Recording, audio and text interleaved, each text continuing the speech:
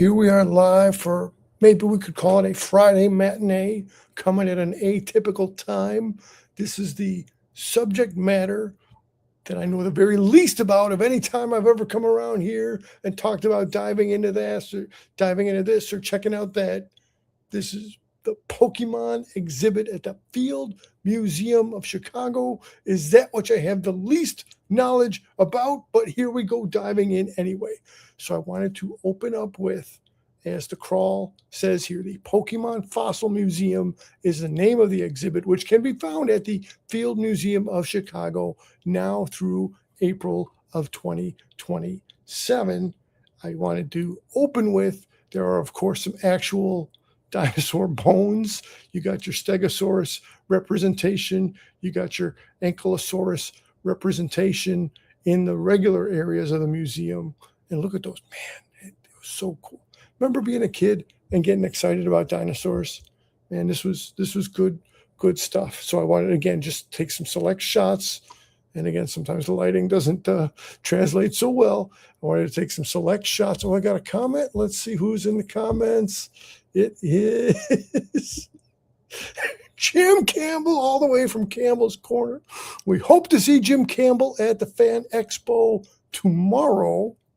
But right here, right now, we're happy to have Jim Campbell along for the ride, calling out Pikachu, trying to stay.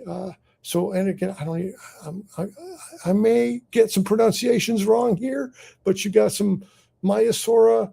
Now, I wish this here. Let me just show it directly then in case that comes better without the glare. Don't forget about the Moldoramas, because some people consider Moldorama a key piece of their trip to the museum, but you definitely had shout out to Blue Ash Cincinnati. I wanted to include that, and they were right here. Okay, so you walk into the Pokemon area. We're 2 minutes in, and I showed a bit of the regular museum, but now here we go straight into the Pokemon Fossil Museum. We're talking about excellent display pieces. We're talking about bright colors. You want to talk about a little bit of scientific fact and a little bit of whimsy, a little bit of whimsical expression of things. So here we go, a little bit of video, and I tried to move the camera a little bit slow. It's right. So you got some placards explaining the exhibit. If somebody was in the exhibit but didn't really know about Pokemon very much, kind of like me, here's a little bit backstory on the Pokemon, on the characters, on the world, on the Pokeverse.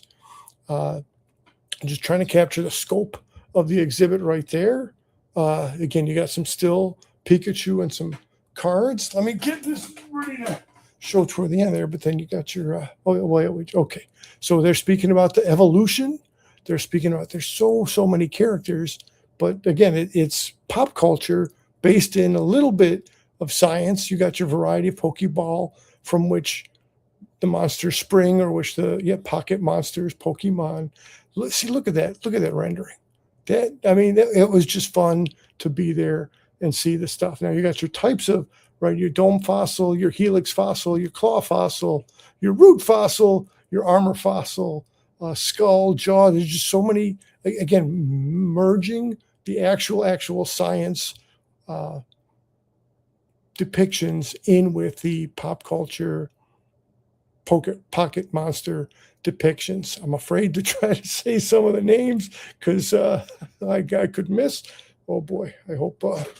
Yeah, okay, good. Sometimes my screen and the other screen, sometimes they flip and don't match up. Okay, so right, you got your Pterosaurus here, and you got your actual bones, and you got your Aerodactyl.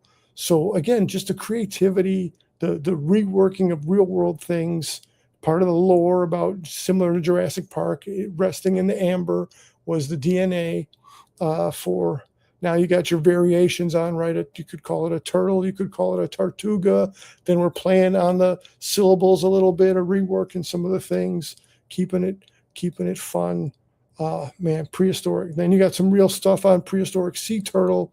You got some actual skeletons hanging from the rafters.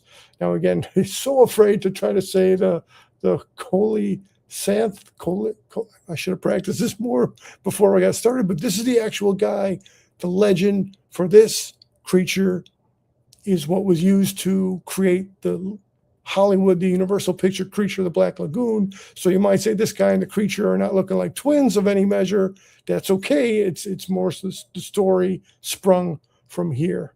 And again, so the color coding was, if it was a blue looking depiction, that was referencing the fictional Pokey related things. And if it was a red color coded display, then that would be reflecting on the actual real world stuff. So, okay, let's keep going here because we got so much to show. And then I want to remember to come do a share screen for there you go. Sue, the famous dinosaur. There you go. Incorporating, and again, with the color coding of red. So taking the legend, Sue had a prominent place on the first floor for many a year until recently replaced by the Titanosaurus, or by the Titan that was found, I think, maybe in Brazil. Anyway, so man, look at this. The sculptors on these did such a great job. The people who put together these display packers, again, really great colors and everything. Now this here, again, hesitate to try to say the person's real name, but this is actually based on one of the actual archaeologists, and we'll come flip to that in a minute for the share screen. Man, the Triceratopses, Protoceratopses, those were my jam back in the day.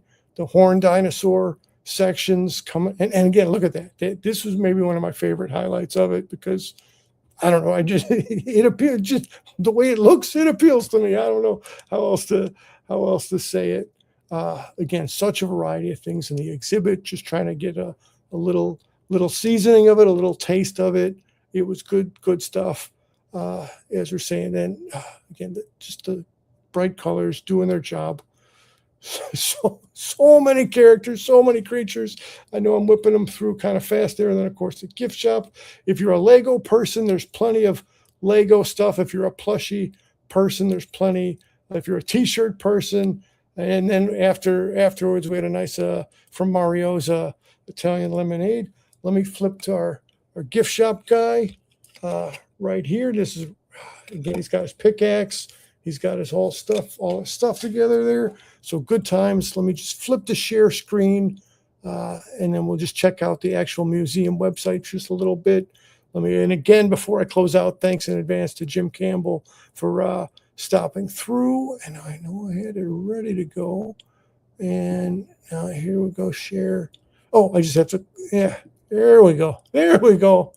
Quality merch, absolutely quality merch. Museum, gift shop, caliber merch. Now let me come back over into here so I can steer a bit. All the know before you go. How do I purchase a ticket?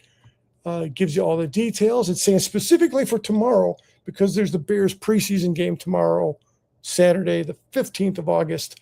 Know that it's crowded, but if you're watching this at a later time, then have no fear. But do check out the other event schedules if you're trying to make sure you're on a less crowded day. It's a timed admission into the exhibit. How long should you plan to spend in there? About 30 to 45 minutes. I will agree with what they're saying. It depends on how much you want to stop and soak it all in. But do check out right there, fieldmuseum.org.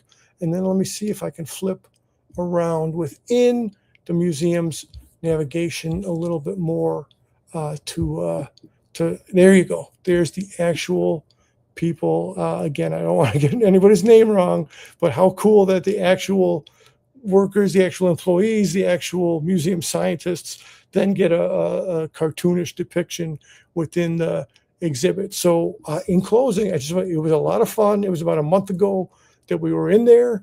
It's let's see, yes, Indiana, Pika Jones, see Campbell, the great contributor to things around here.